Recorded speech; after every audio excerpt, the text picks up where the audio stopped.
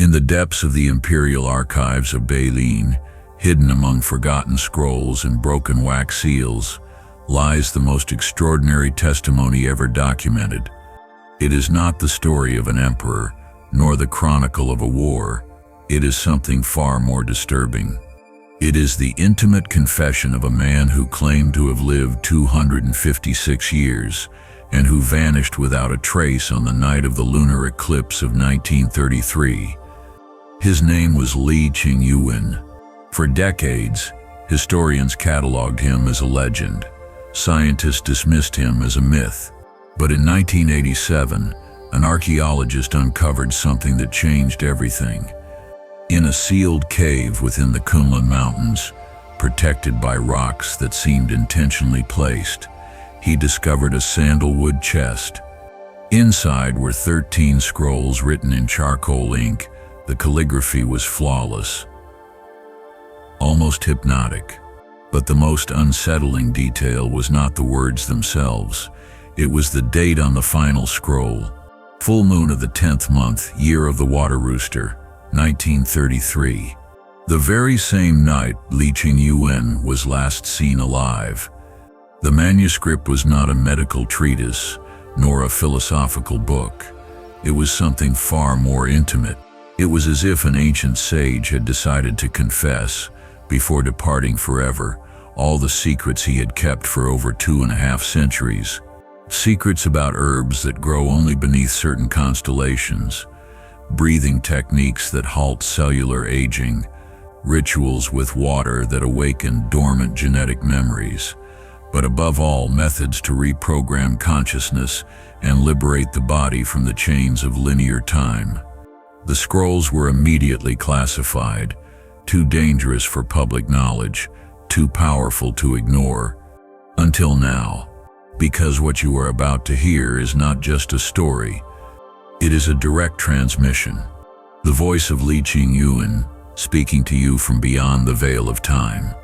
His final confessions, his most intimate secrets, the exact methods he used to outwit death for more than 2 centuries. They say that those who study this manuscript experience inexplicable changes. They recover energy they thought was lost. They awaken abilities they had forgotten they possessed. They begin to age backwards. Because these are the forbidden secrets of Li Ching-Yuen. Chapter 1. Why I Stopped Counting Birthdays at 60. My name is Li Ching-Yuen, and what I am about to tell you changed not only my destiny, but my entire understanding of what it means to be alive. It was the night of October 15, 1737. I had just turned 60 years old according to the records of Bach County in the mountains of Sichuan. My bones cracked when I walked. My beard had turned completely white. And when I gazed into the river, I saw the face of an old man approaching the end of his days. That night, as I had done for 4 decades, I climbed to my sacred place, a flat rock jutting out from the cliff, where the stars seemed so close you could almost touch them with your fingers. The full moon bathed the mountains in silver light, and the silence was so deep I could hear my own heart beating. I sat down to meditate, as I had done thousands of times before. But that night was different. As I breathed, following the Taoist teachings my master had transmitted to me decades earlier, something extraordinary began to happen. My breathing grew slower and slower, deeper and deeper, until suddenly it stopped completely. It was not suffocation. It was not panic. It was as if my body had discovered a state beyond the need to breathe. I remained breathless, yet more alive than ever, for what seemed like hours. And in that absolute silence, I heard a voice. It was not mine, but neither was it foreign. It was the voice of the Tao itself, whispering in my ear, "You have been breathing toward death. It is time to breathe toward life." When I finally inhaled again, it was as if I were drawing the stars themselves into my body. A golden light filled every part of me.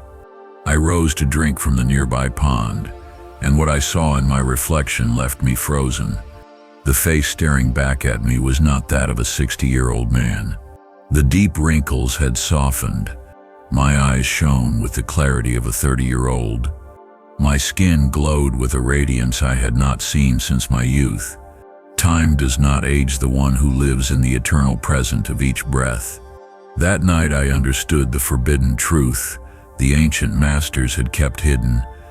We do not breathe to live. We breathe to be reborn with every exhalation. Each time air leaves our lungs, we can choose to remain the same person who exhales, or to be reborn as someone entirely new. The villagers soon began whispering, puzzled, when they saw me days later. Li no longer ages, they murmured. Something supernatural has happened to him. But they did not understand. I had not discovered magic. I had discovered the secret mechanics of life itself. From that night on, I stopped counting birthdays. Instead, I celebrated each dawn as my first day of existence. Each breath is the first breath of an infinite life. And now I gift you the very technique that changed my destiny forever. The breathing of perpetual rebirth. Sit comfortably and close your eyes. Place one hand on your chest, the other on your lower belly. Inhale slowly through your nose for 4 heartbeats, letting only your belly expand, not your chest. Hold the air for 4 beats, visualizing golden light filling every cell of your body. Exhale through your mouth for 8 heartbeats, feeling that you are releasing not only air but all the accumulated years from your body. At the end of the exhalation, remain breathless for 2 beats and whisper silently in your mind, I am reborn now. If you feel a tingling rising up your spine, it means your vital chi is awakening. I practice this breathing at every dawn and dusk for the next 196 years. My body became a temple where time held no power. My mind a serene lake where worries dissolved like mist in the sun. I did not count years. I counted breaths, and each one was a new life. But this was only the first secret. Chapter 2, the herb an emperor forbade me to reveal. There is a plant the gods once reserved only for themselves, until the day I discovered where they had hidden it. What I am about to tell you nearly cost me my life. But after 200 years of guarding this secret, the time has come for you to know why the emperors of China forbade this herb to the common people. It was the winter of 1789. I was 112 years old. Though my body appeared half that age, I had already perfected the breathing of rebirth, and my fame as an herbalist had spread across the entire province of Sichuan. Merchants, nobles, even imperial officials came to my hut, seeking remedies for every kind of ailment. But that December night, everything changed forever. An old man appeared at my door in the middle of a snowstorm. His face was hidden beneath a black hood, and when he lifted his gaze, I saw eyes that had witnessed centuries. He was no ordinary man. Li Ching-Yuen, he said, his voice rumbling as though it came from the very center of the earth. I have walked for 3 moons to find you. I need the herb of immortality. My blood turned cold. I had only ever heard that name whispered among the oldest masters. Esau, some called it. Foti, others said. But its true name was forbidden to pronounce. Shin Sao. That plant does not exist. I lied, though my heart pounded like war drums. The stranger smiled, a sadness in his expression that seemed to carry the weight of 1,000 years. He removed his hood. What I saw stole my breath. His hair was completely white, but his face was that of a 30-year-old man. We both know it exists, he whispered, and we both know you know where to find it. My time is running out. Without it, my body will begin to age 200 years in a single moon. That was when I understood. This man had achieved the same as I had, but he had made a terrible mistake.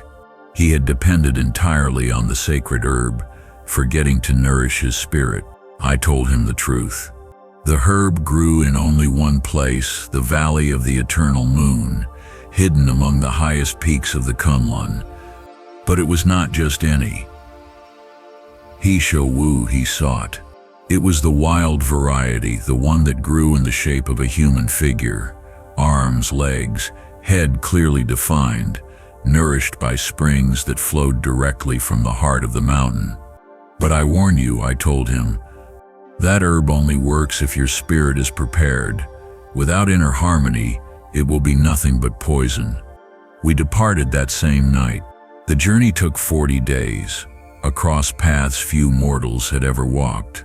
When we finally arrived at the sacred valley, the sight took my breath for the second time in my life. Beneath the full moon, hundreds of He Shou Wu plants grew beside a crystal spring. But only one had the perfect shape of a human body. The stranger ran toward the plant like a man dying of thirst rushing to water. He tore it from the earth in desperation and shoved it into his mouth. What happened next taught me the greatest lesson of my long existence. His body convulsed violently. His skin shriveled like dry parchment. His white hair fell out in clumps. In minutes, he aged 200 years before my eyes and died. The sacred herb had rejected his impatient spirit. That was when I heard the voice of the Tao again. True immortality does not come from what you consume, but from how you harmonize your inner and outer worlds. I took a small portion of that very plant, but I did not eat it. I prepared it according to the ritual I will now teach you. The ritual of inner harmony with He Shou Wu. Obtain He Shou Wu prepared. Never raw, always traditionally processed. Consult an expert herbalist before using any plant. Prepare your spirit first. Meditate for 20 minutes, practicing the breathing of rebirth from the previous chapter. Boil 1 teaspoon in pure water for 30 minutes, while holding thoughts of gratitude toward the plant. Drink slowly at dawn, visualizing that you are not consuming an herb but receiving a gift from nature. Walk for 30 minutes afterward, feeling the plant's energy merging with your natural qi. If you feel a warm sensation rising from your belly to your heart, it means your body and spirit are in harmony with the gift of nature. For the next 150 years, I used this preparation only on equinoxes and solstices. Never with anxiety, always with reverence. The plant became my ally, never my dependency. Nature reveals its secrets only to those who respect it, never to those who exploit it. Years later, when Emperor Qianlong heard rumors of this herb through his spies, he issued a decree forbidding its use to the common people. Only the royal family, the edict said, had the right to the secrets of immortality. But what the emperor never understood was that the true magic was not in the plant itself, but in the humility with which one approached it. I kept this secret for 2 centuries, watching others desperately seek the miraculous herb, never realizing the real miracle was within themselves. The plant still grows in the Valley of the Eternal Moon, but now you know you do not need to travel there. The true secret lies in any He Shou Wu, prepared with reverence, consumed with gratitude. But there was something else I would later discover about the power of breath.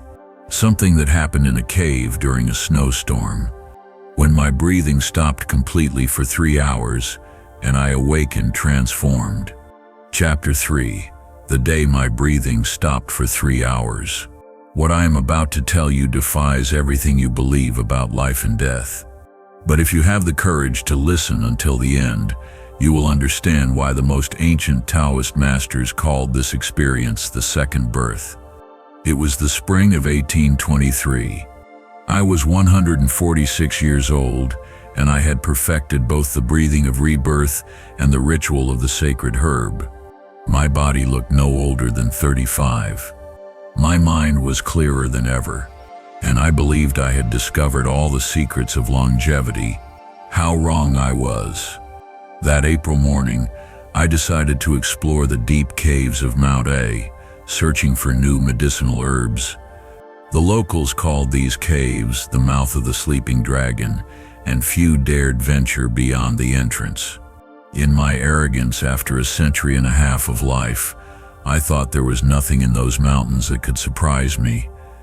I had been walking for 3 hours through narrowing tunnels when I heard something that froze my blood. The distant roar of an avalanche. The entire mountain began to tremble. The rocks crashed down from the ceiling, and within mere seconds the cave entrance was completely sealed.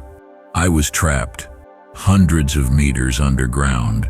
No food, no water, and worst of all, no fresh air. The first hours were pure panic. I ran through the tunnels searching for another exit, screaming until my voice broke, smashing my fists against the rocks until they bled. But reality was inescapable. I was going to die there, alone, in absolute darkness. It was then, sitting on the cold, damp floor of that cave, that I heard the voice of the Tao once again. But this time, it was no whisper. It was a roar that filled the entire cavern. You have learned to breathe to live longer. Now learn to not breathe, to live forever. At first I thought it was my mind hallucinating from lack of oxygen, but something deep within told me to pay attention. I closed my eyes, crossed my legs into the lotus position, and began the breathing of rebirth that I knew so well. But this time something different happened.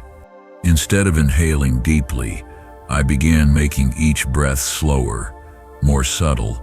From 20 breaths per minute, I slowed to 10, then 5, then 2, and then something unforgettable occurred.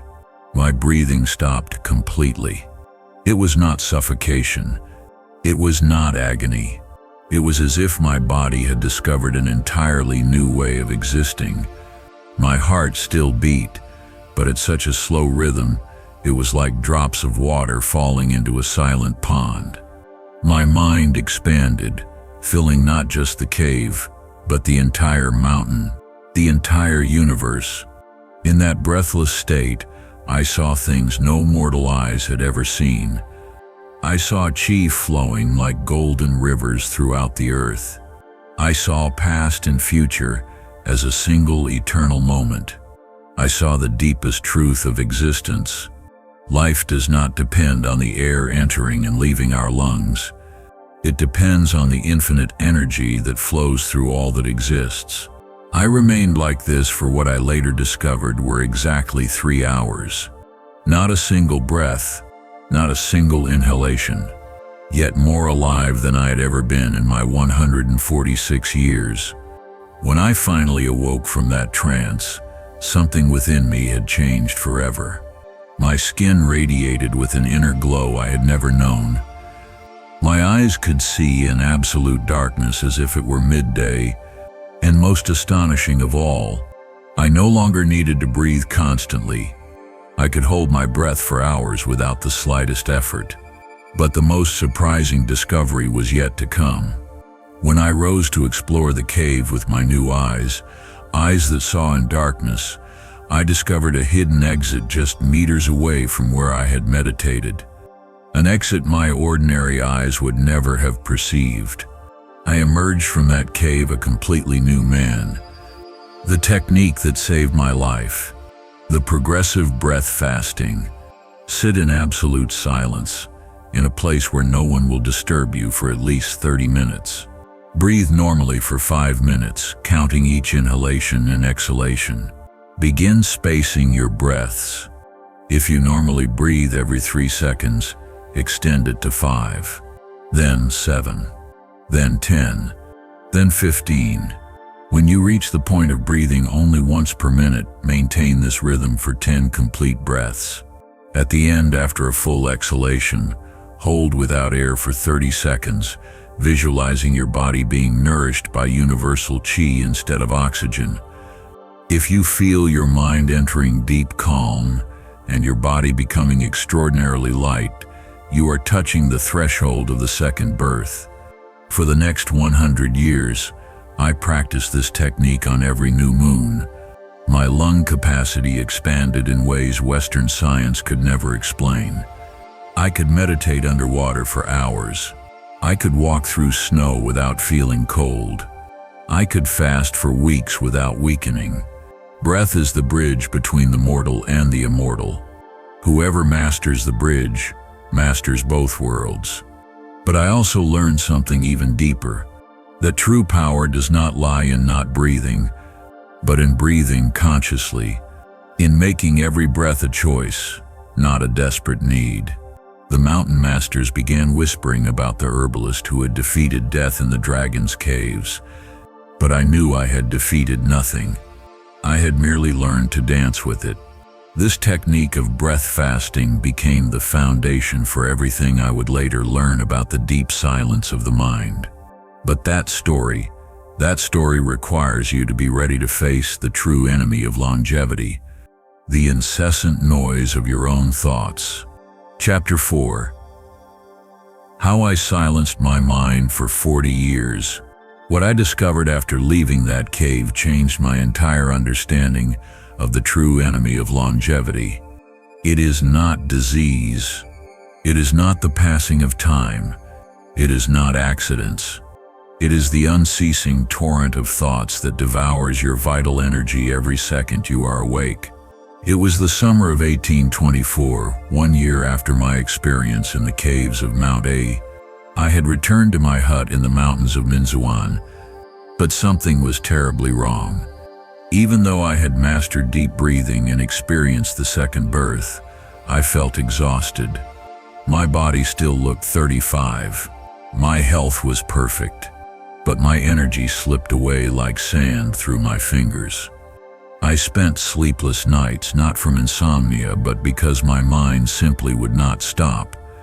Thoughts about the past, worries about the future, analyzing conversations I had decades earlier, plans for herbs I wanted to collect, memories of all the faces I had watched grow old and die while I remained young. It was as if a century and a half of experiences had created a ravenous monster inside my head, devouring every moment of peace. One morning, while walking the path to the village, I came across a boy no older than 7.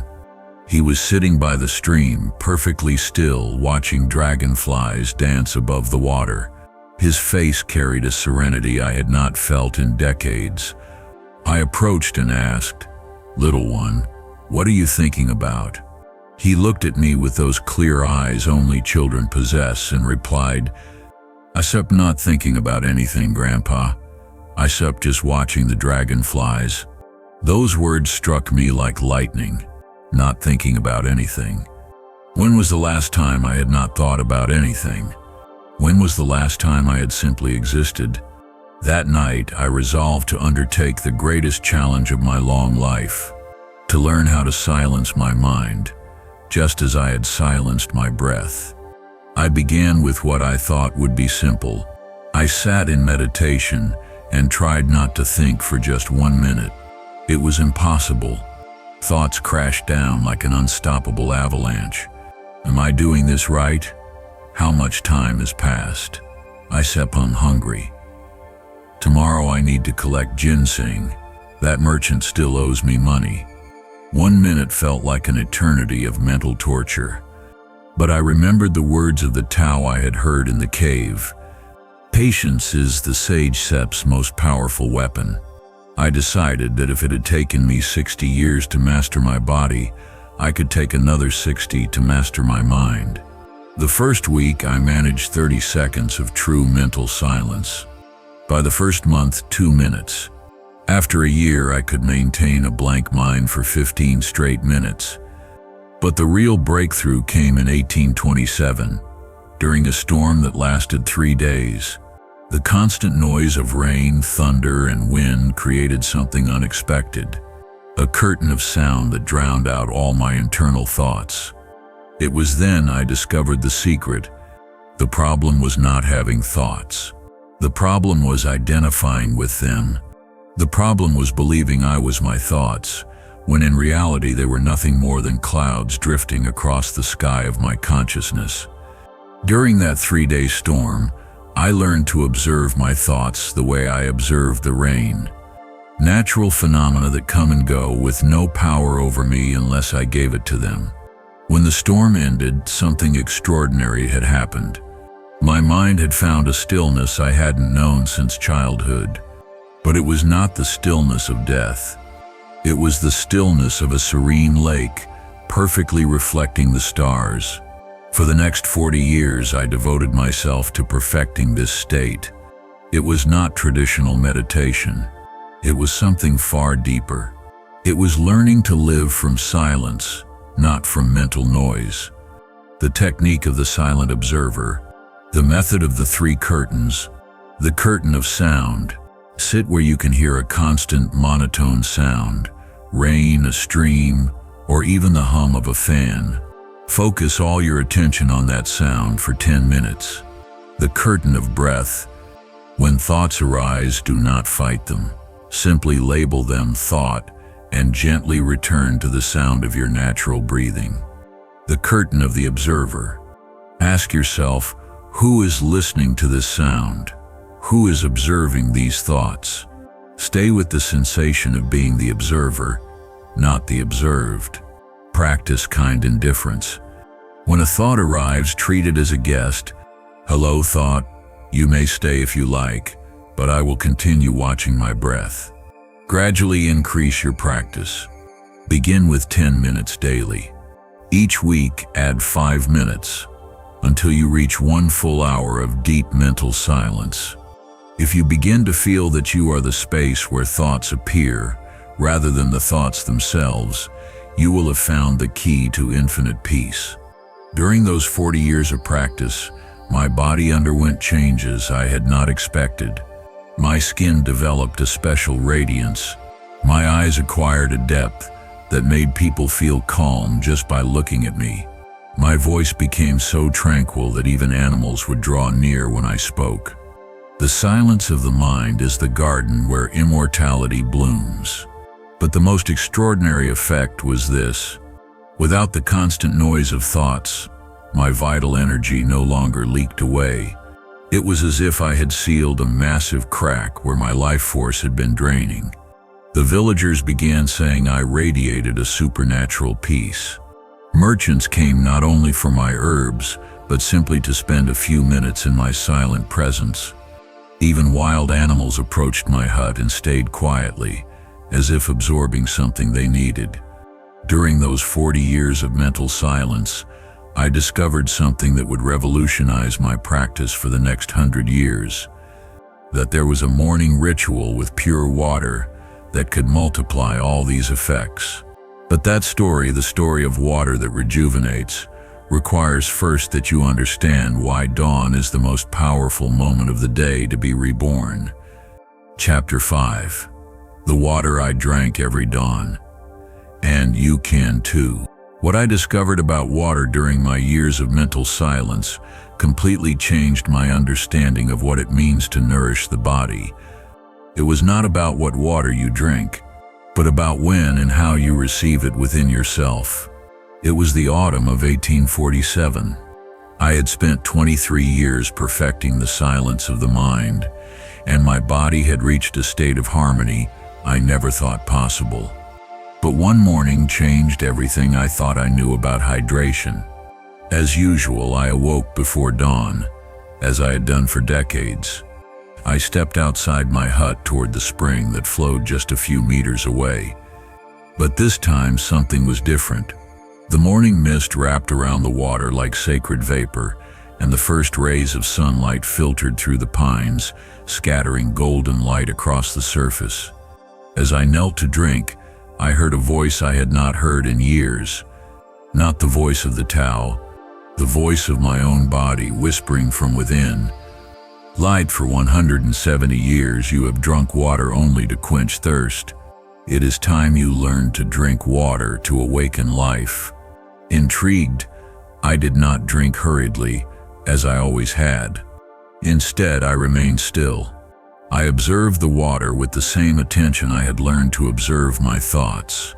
And then I saw it.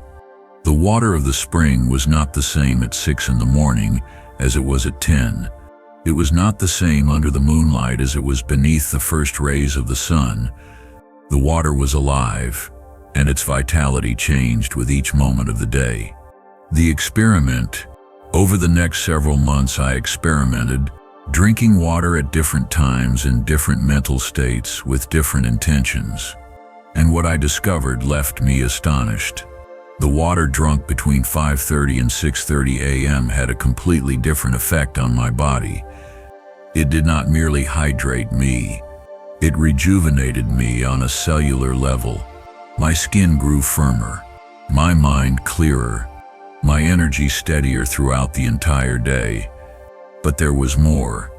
One December morning, as I drank from the spring under the first light of dawn, I felt something extraordinary. The water was not merely entering my stomach.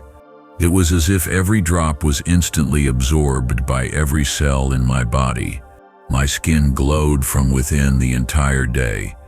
That night, when I looked at my reflection in the water, I saw something I had not seen in decades. My face looked 10 years younger. It was then that I understood the hidden truth. It was not magic. It was science the ancients had known, but which had been forgotten.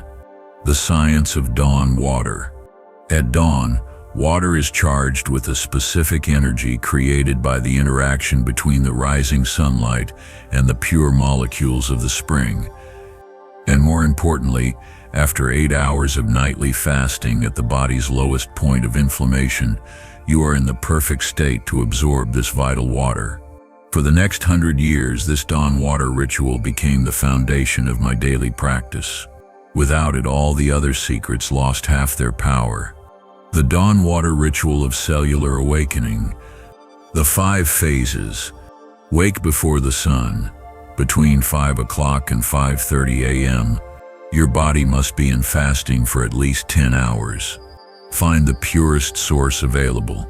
Spring water is ideal, but filtered water works. The crucial point, it must be at room temperature, never cold, never hot. Expose the water to the first light of dawn for 5 minutes if possible. If you lack direct sunlight, place it near a window that receives morning light. Connect with gratitude. Hold the glass with both hands, breathe deeply, and silently thank the water for the gift it is about to give. Drink slowly in 3 phases. First third, feel it entering your stomach. Second third, visualize it spreading through your bloodstream. Final third, imagine it reaching every cell of your body. If you feel a fresh sensation extending from your center toward your extremities, it means your body is receiving the full energetic charge. The results, the effects became evident quickly. After just 1 week of consistent practice, my digestion became flawless. My skin developed a natural glow that people commented on. My energy remained stable from dawn to dusk with no ups and downs. But the most astonishing effect was this. My eyes grew so clear, they looked like mirrors of pure water. The villagers began calling me the man of sacred water. They asked if I had some special spring hidden on my land, but I explained it was not the water that was special. It was the moment, the intention, and the state of the body in receiving it. Water is medicine when drunk with awareness, poison when drunk in haste. One spring morning, as I performed my ritual beneath blooming cherry trees, a wealthy merchant from Beijing arrived at my hut. He had heard rumors of my secrets of longevity and came offering a fortune in exchange for my knowledge. "Master Li," he said, "I will pay you 1,000 gold coins if you teach me how to live 200 years.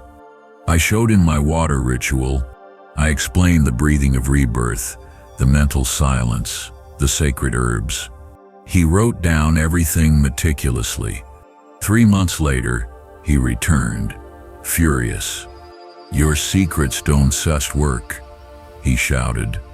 "I have done everything exactly as you told me and nothing has changed." I asked him, "At what time do you wake to drink the water?" "At 9 in the morning after breakfast," he replied. "How much time do you devote to mental silence?" 5 minutes before bed, when I have nothing else to do." "How do you take the herbs?"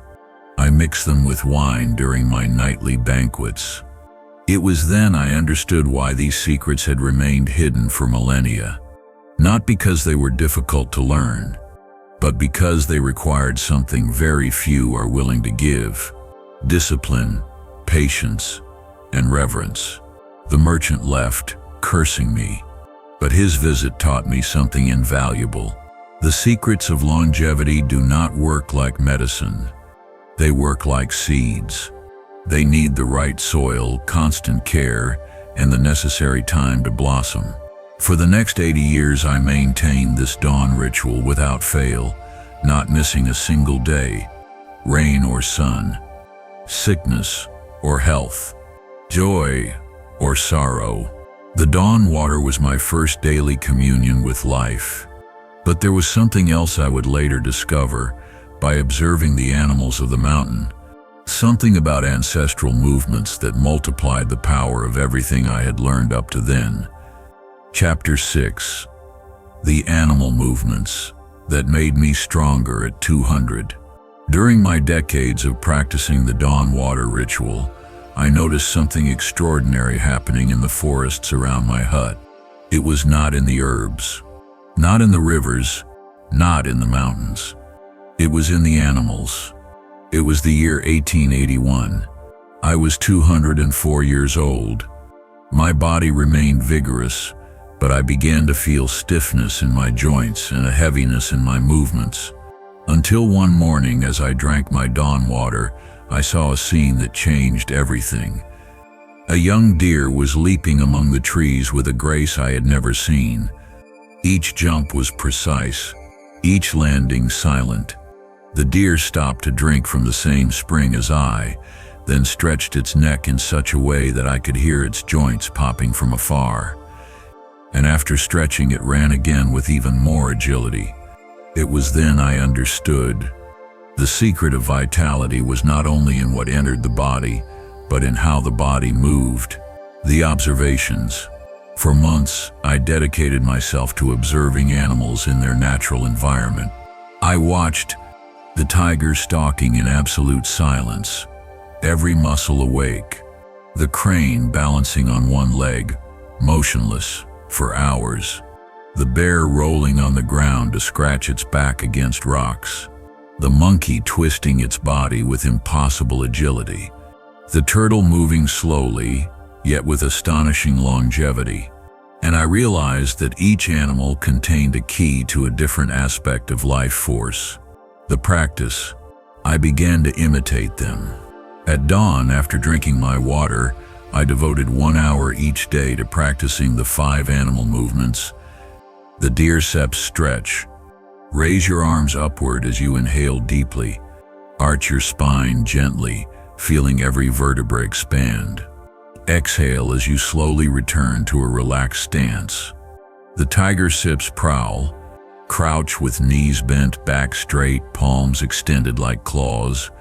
Advance slowly, feeling the strength in your legs and the focus in your eyes. The crane sits balance. Stand on one leg, arms extended like wings. Breathe calmly, maintaining stillness for 1 full minute. Then switch legs. The bear sits roll. Lie on your back and roll from side to side, massaging your spine against the floor. This awakens energy along the meridians of the back. The turtle sits stillness. Sit cross-legged, tuck your chin slightly, and breathe so slowly it feels like you are not breathing at all. Imagine you are living for centuries in this very moment. At first I felt ridiculous, like a child imitating beasts. But after a few weeks, something miraculous happened. My joints loosened. My muscles filled with fresh energy. My movements regained the fluidity of youth. After 6 months, my body felt 20 years old again. The villagers were astonished to see me climb mountains, and carry heavy loads with the vigor of a young man. The lesson: from then on, I taught everyone who sought me the 5 animal movements. Because I understood this, the animals never forgot how to live in harmony with nature. It is only humans who forget, trapped in the prison of their thoughts and their rigid bodies. But whoever moves like an animal awakens the memory coded in their very genes. The memory of vitality, the memory of freedom, the memory of longevity. I practiced these movements daily for 70 years. And the older I grew, the more agile and resilient I became. At 270 years old, I could still leap like a deer, balance like a crane, stalk like a tiger, roll like a bear, and breathe like a turtle. The body does not age when it moves as nature intended. But the greatest discovery came when I combined the silence of the mind, the dawn water, and the animal movements. Together they created a state of renewal that no herb, no medicine, no technique could equal. A renewal that was tested when I faced the greatest pain of my life, the death of the woman I loved, after more than a century together. And how, through this practice, I discovered the secret to healing the deepest wounds of the heart. Chapter 7. The woman I loved for 100 years, and the secret that healed my grief. Of all the secrets I discovered in my long existence, none tested me more than love and loss. Because what good is immortality if your heart cannot endure the pain of saying goodbye? It was the summer of 1769. I was 92 years old, though I looked no older than 35. That was when I met her. Her name was Mei Lin. She was the daughter of a humble farmer, but her eyes shone with the wisdom of the mountains themselves. She came to me seeking medicine for her mother, who was gravely ill. But what she awakened in me that day was a force no herb could cure. For the first time in decades, I felt my heart racing, not from fear but from love. Mei Lin became my companion, my disciple, and eventually my wife. For over 100 years we shared everything. The rituals, the silences, the dawn water, the animal movements, the laughter of the villagers, the solitude of the mountains. Her presence was the only thing that reminded me that life was not just discipline and eternity, but also tenderness and joy. But the law of time is merciless, even for those who glimpse immortality. In the winter of 1874, after 105 years of life, Mei Lin fell gravely ill. No herb healed her. No breathing technique restored her. Not even the sacred water of dawn renewed her strength. Because her soul had already chosen to leave, she died in my arms on the first night of snow. And for the first time in 2 centuries, I felt older than ever. The weight of grief struck me with such force that I nearly abandoned everything. I thought of letting myself die, of joining her in the silence beyond. But that night, as I wept beside her lifeless body, something extraordinary happened.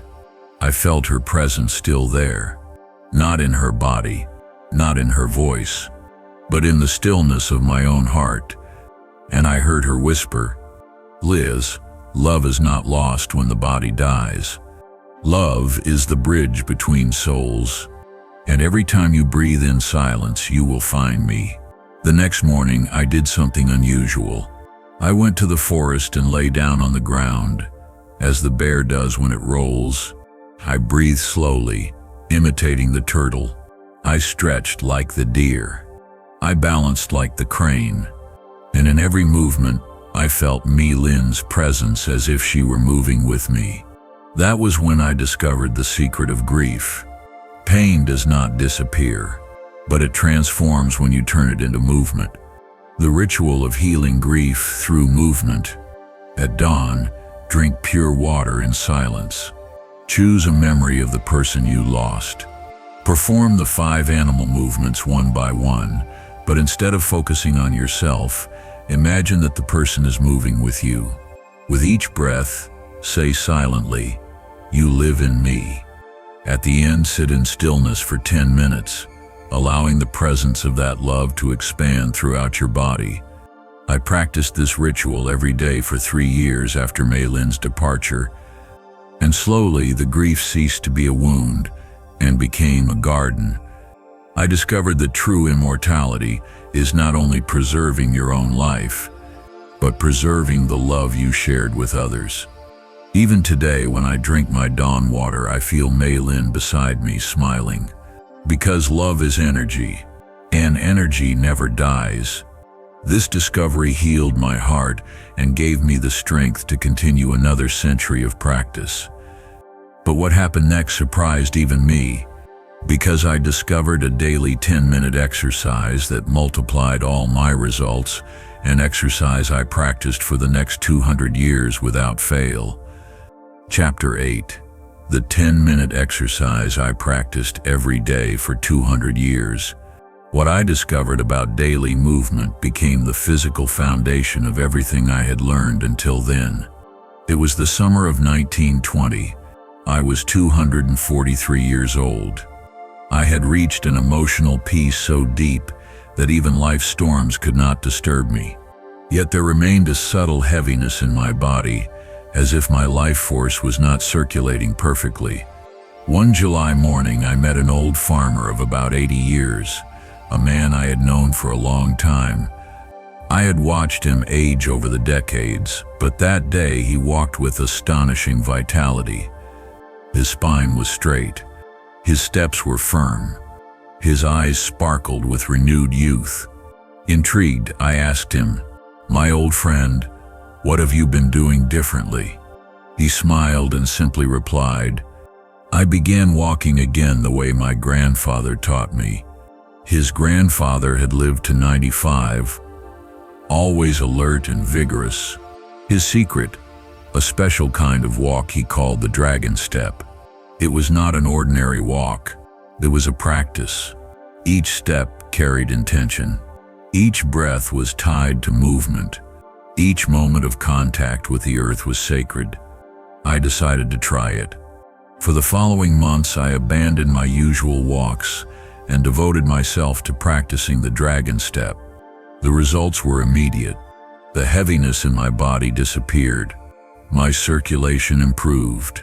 My digestion became flawless. And above all, my physical endurance multiplied. I could walk for hours without fatigue. I could climb steep mountains with no effort. It was as if every step recharged my organs. The dragon step. Here's the practice as I perfected it. Preparation. Stand tall, feet parallel. Breathe deeply 3 times. First step. Inhale slowly throughout the movement, feeling your foot root itself into the earth. Second step. Exhale completely, visualizing the air descending into the ground. Continue. 1 full inhale for a step, 1 full exhale for the next. Concentration. Feel 3 things at once: the contact of your feet with the earth, the air flowing in and out, and the current of qi moving from your center to your extremities. Duration. Take exactly 200 steps, which takes about 10 minutes. Over the years, this simple ritual transformed my body. My posture became naturally upright. My joints stayed supple. My heart worked like that of a young man. But even more, this walk unified all my other rituals. After 10 minutes of conscious walking, the dawn water penetrated more deeply. The animal movements became more fluid. The silence of the mind became easier to reach. The villagers said I floated when I walked, that my feet barely touched the ground, that I resembled a cloud drifting across the sky. A doctor from Shanghai once saw me practice and carefully noted every detail. Then he told me, "Master, what you describe is exactly what modern science calls low-intensity aerobic exercise. It is the best-known method to preserve cardiovascular health." I smiled. Our ancestors knew this 3,000 years ago. They simply gave it a more poetic name, the dragon step. For the last 100 years of my life, I never missed a single day. Rain, snow, sickness, joy, or sorrow, I always did my 200 sacred steps. Because it was not just an exercise, it was a prayer in motion. A daily reminder that walking, breathing, and living are all the same thing. Chapter 9. The secret technique I learned from a 5-year-old child. What I learned from a single encounter changed forever. My understanding of longevity. It was the autumn of 1927. I was 250 years old. I had perfected every practice I knew. The breathing of rebirth, the sacred herb rituals, the silence of the mind, the water of dawn, the movements of the animals, the dragon step. My body was more agile than ever. My mind was clear, my emotions balanced, and yet something felt missing. At times I was struck by an emptiness, not sadness, not boredom, but a subtle void, as if I had drifted away from something essential. One October morning, as I practiced the dragon step along the forest path, I heard laughter, not ordinary laughter. This was pure, full, so alive that it seemed to vibrate in the very air. I followed the sound and came upon a clearing. There, a little boy of 5 years old was playing alone. He had no toys, no companions. He simply ran in circles, rolled in the grass, looked at the clouds, picked up leaves, and laughed with a joy that shook the heavens. I hid behind a tree and observed him for an hour. What I saw humbled me more than all my years of discipline. This child experienced every instant as if it were the first. When he touched a leaf, it was as though he touched the first leaf ever created. When he looked at a butterfly, his eyes shone with true wonder. When he ran, his whole body radiated unfiltered happiness. Then something extraordinary happened. The boy grew tired, sat on the grass, and closed his eyes. But instead of fidgeting, instead of seeking distraction, he simply smiled. He sat there utterly satisfied, as if existence itself was enough. At that moment, I understood. For 250 years I had sought longevity as something to acquire, to accumulate. But this child showed me the truth. Immortality is not about adding years. It is about living each moment as eternal. That night, reflecting on what I had seen, I realized my greatest mistake. I had learned to extend life, but I had forgotten how to live fully. So I began to practice what I called the eternal child technique. Instead of doing my rituals with solemnity, I performed them with curiosity, with wonder, as if I were discovering them for the first time. The eternal child ritual. Morning. Upon waking, smile as though you had just received the best news of your life. Water. Drink each sip as if tasting pure water for the first time. Feel gratitude for every drop. Movements.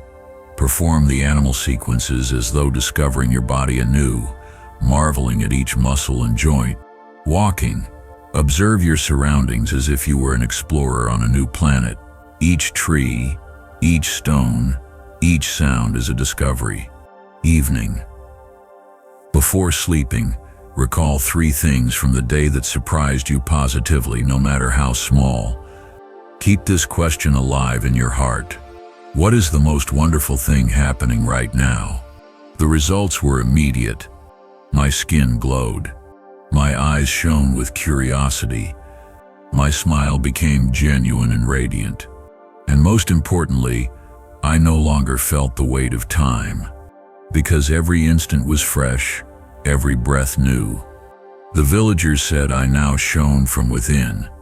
The children were drawn to me, sensing a playmate in an old sage. One spring afternoon, the same boy who had taught me this lesson returned. Now 10 years old, but still carrying that eternal spark in his eyes. He asked me, "Grandfather, Why do you always look as if you have just woken from a wonderful dream?" I smiled and answered, "Because, little master, every day I learn again from you how to live for the very first time."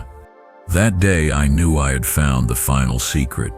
Not a herb, not a technique, not a ritual, but an attitude, the eternal wonder of simply being alive.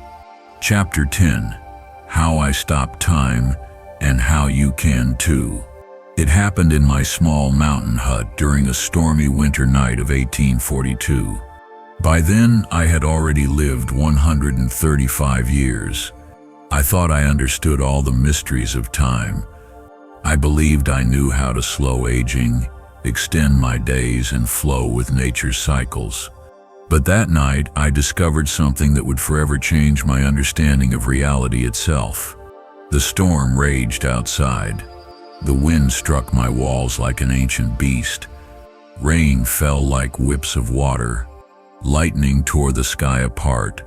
Inside, I sat in deep meditation, breathing slowly, holding, releasing, my mind as calm as a lake. Then something extraordinary began to happen. First, the rain. The sound slowed down suddenly and dramatically. Each drop striking the roof echoed like a deep bell, drawn out, hypnotic. Then the wind. Its howls stretched into long, low murmurs, like the breathing of a giant. I opened my eyes slowly, and what I saw took my breath away. The lightning was frozen in the sky, like golden fractures in black crystal. The raindrops were suspended in the air, hanging motionless, sparkling like liquid diamonds. The time of the storm had stopped completely. But I was still moving, still breathing, still conscious. It was as if I had stepped out of the river of time, while the world remained trapped in a cosmic photograph. I rose to my feet and walked to the door. Outside, everything was a sculpture of the storm. Leaves suspended mid-flight, birds motionless in the air, even insects frozen like tiny jewels. "How is this possible?" I whispered, and my voice echoed normally, in a world completely still. Then I understood. Time had not stopped. I had stepped outside of it. For years I had believed time was a river dragging us like leaves in its current. But that night I discovered a deeper truth. Time is only a perception of consciousness. And when consciousness becomes perfectly still, it transcends that perception. I remained in that state for what seemed like hours, exploring this timeless world. I touched the suspended raindrops. I stroked the still wind. I walked among frozen lightning. It was terrifying. It was sacred. It was freedom. And then I realized something even more extraordinary. I could choose when to return. When I finally inhaled deeply and allowed my awareness to reconnect with the flow, the world came alive in an instant. The storm raged again as if nothing had happened. But I had changed forever. From that day on, I began practicing what I called the temporal exodus. Whenever I needed to heal, meditate deeply, or simply experience absolute freedom, I used this technique to step out of time itself. The temporal exodus technique. 1. The breathing of disconnection. 10 minutes. Sit comfortably and close your eyes. Breathe in for 7 counts. Hold for 7 counts. Exhale for 7 counts. Repeat until your body feels light. 2. The river visualization. 5 minutes. Imagine a river of golden light flowing before you. This is time. Observe it. Do not enter. Remain on the shore. 3. The conscious leap. The precise moment when your mind falls into absolute silence. Visualize yourself stepping back from the river. In that instant, time will stop for you. You will know it if the world around you freezes, while your awareness continues moving freely. I used this technique hundreds of times over the next 90 years. to heal wounds instantly, to find wisdom beyond logic, to experience eternity here and now. Mystics often speak of eternity as something that comes after death, but I discovered that eternity is available at any moment. All it requires is the courage to step out of the river of time and to witness its flow from the stillness of pure awareness. But there was a price to pay. One night, when I tried to teach this technique to another, I learned why some secrets remain hidden until humanity is ready. Chapter 11. What I told the Emperor before disappearing. It was the spring of 1933. I had already lived 256 years in this form. I knew my time in this plane was ending, not because of sickness or weakness, but because my purpose was complete. I had learned everything I came here to learn. But destiny had prepared one final test. One morning, while meditating in the Kunlun Mountains, imperial soldiers appeared, dozens of them, with flawless uniforms and stern faces. Their leader stepped forward, bowed deeply, and said with trembling voice, "Master Li Ching-Yuen, the Emperor requests your immediate presence in the Forbidden City." For a moment I considered refusing. What could the last emperor of a dying dynasty want from me? What could I offer to a collapsing world? But then a voice within whispered, "Go." The journey to Beijing was strange. The soldiers treated me with reverence, almost religious. They whispered among themselves, though I could hear fragments. "The man who does not age, master of the Immortals, the last guardian of the ancient secrets." When we arrived at the Forbidden City, I was led through corridors I had not seen in decades. Everything seemed smaller, weaker, as though centuries of glory had shrunk into fragile walls. Finally, I stood before him. The Emperor Puyi, a young man, barely 30, but with eyes carrying the burden of an empire fading into dust.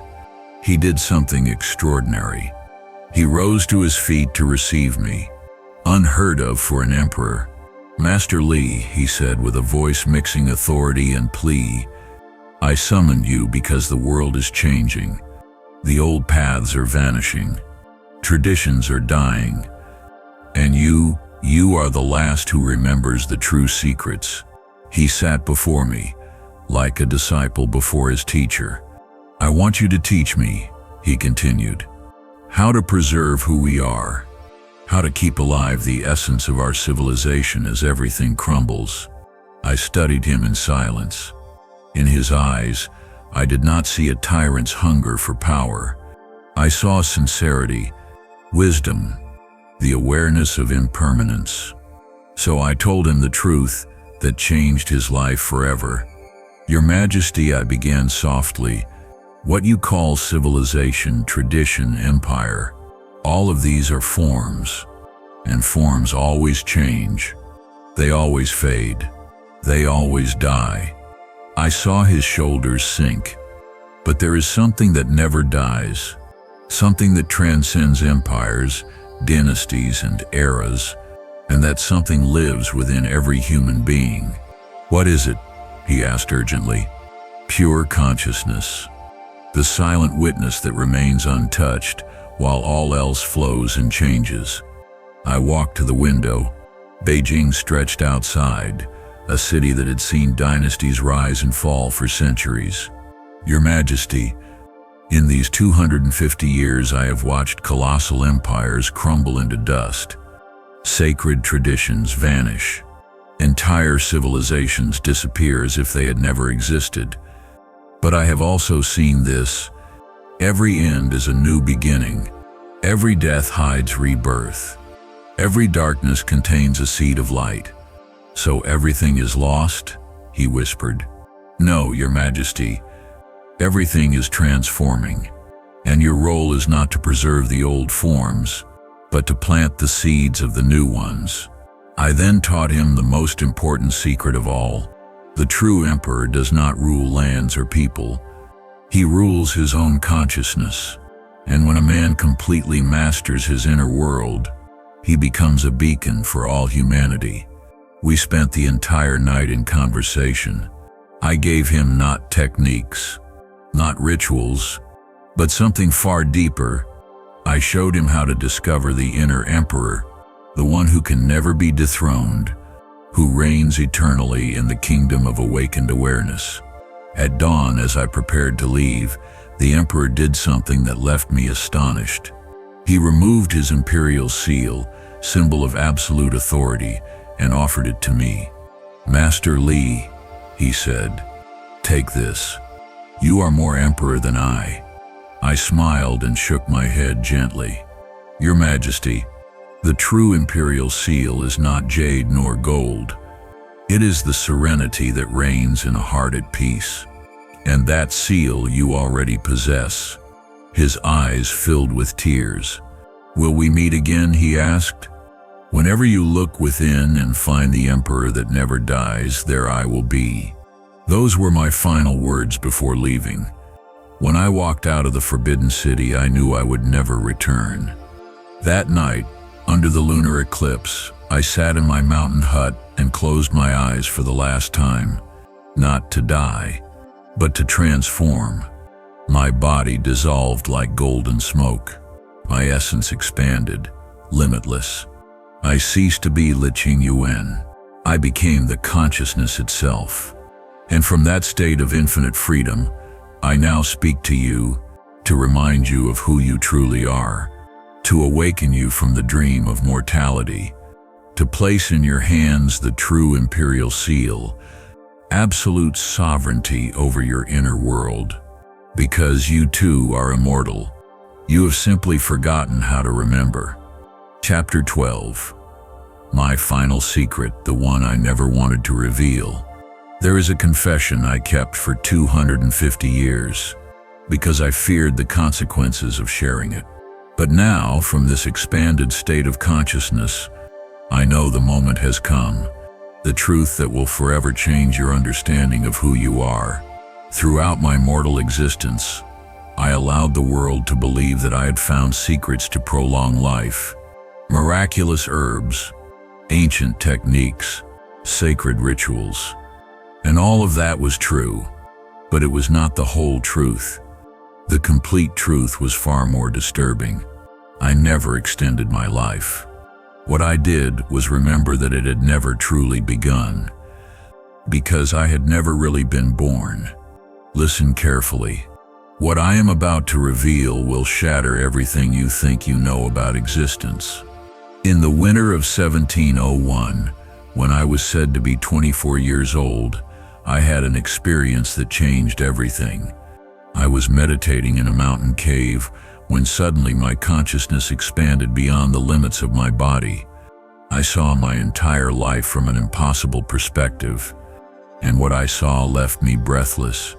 I saw that Li Ching-Yuen was just a character, an avatar, a projection of something infinitely greater, like an actor playing a role in a cosmic play. But the most astonishing part was this. The real actor, the consciousness behind the role, was eternal. It had never been born. It could never die. It had never been limited by a body or an identity. So I asked myself, who am I truly? And the answer came like a flash of pure light. You are the universal consciousness, experiencing itself through the form called Li Ching-Yuen. In that instant, I understood why I did not age like others. It was not because of techniques or rituals. It was because I had remembered my true nature, and that nature, being infinite and eternal, cannot be bound by linear time. The following 200 years were a conscious experiment. How long could I sustain this projection called Li Ching-Yuen? What could I learn about reality from this expanded awareness? Every technique, every ritual, every secret I discovered was simply a way of remembering truths I had always known. The herbs did not grant me longevity. It was my consciousness that gave them power. The breathing did not keep me young. My awareness of immortality expressed itself through it. The rituals did not preserve my body. My body preserved itself because I had remembered it was only a temporary illusion.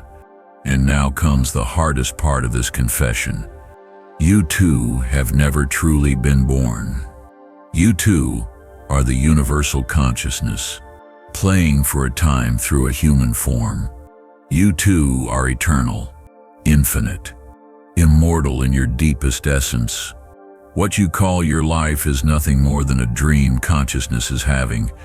A dream very convincing, very real, but a dream nonetheless. And here lies the secret that changed everything for me. When you remember you are dreaming, you can change the dream. You can dream that you live 200 years, or 2,000, or forever. You can dream that your body regenerates, that your mind expands, that your heart fills with infinite peace. You can dream that you transcend all limitations, because in your true essence, you already have. But beware, this is why I kept this secret hidden for so long. Once you remember who you truly are, you can never again pretend to be merely human. Once you awaken from the dream of mortality, your entire existence changes forever. That is why I disappeared in 1933. Not because I died, but because I fully remembered. The form of Li Ching-Yuen was no longer necessary, but from this expanded state, I can still reach you. I can still remind you of the truth you already know deep within. You are not a body that possesses consciousness. You are consciousness itself, dreaming of a body. And when you remember this, not just as an idea, but as direct experience, you will understand why I called this my final secret. Because once you know it, there is no turning back. You can no longer age unconsciously. You can no longer suffer blindly. You can no longer forget that it is you who shapes every moment of your reality. This is my final gift to you. Not a technique, not a ritual, but the naked truth of your immortal nature. Use it wisely, for now that you know, your true life, your conscious awakened life, is only just beginning. The secret of immortality is not to live forever. It is to remember that you have always been alive. From the eternity where I now dwell, I send you all my love. Until the day you remember who you truly are,